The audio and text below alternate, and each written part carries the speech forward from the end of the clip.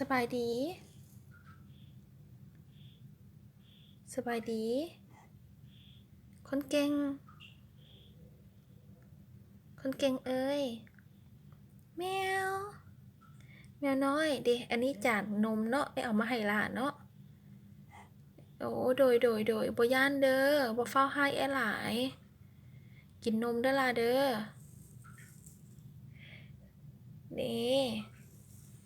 คนเก่งบ่เป็นหยังแล้วเด้โดยอันนี้ตอนนี้คนเก่งอยู่ในแก๊สเนาะให้เอาคนเก่งมาใส่แก๊สเพราะว่าเก็บคนเก่งได้อยู่หนทางเนาะสี่แยกไฟแดงธาตุหลวงเนาะล่ะเนาะกินนมเด้อจังหน่อยเด้อจังหน่อยเพิ่นกินนมเด้อล่ะเด้อ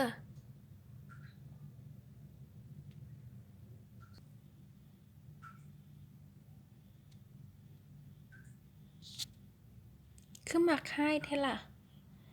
ลมน้ำดีๆหึเดี๋ยวบ่กวนหลาแล้วจังหน่อยหลาลงมาลุกขึ้นมากินนมเองเด้อล่ะเด้อเด้อคำแพงเด้อเดี๋ยวสิลองถามหมู่ผู้หนึ่งก่อนว่าเราสิรับน้องไปเลี้ยงได้บ่เพราะว่าอยู่บ้านมีแมวหลายโตแล้วย่านเขาเจ้าติเพิ่นเด้อ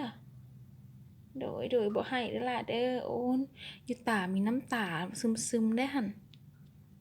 แพงแมวแมวแมวแมวแมวแมวแมว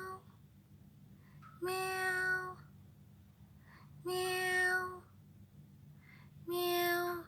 วลงน้ำเข็ดเป็นไห้โอ้เมื่อยแฮงเราอยากนอน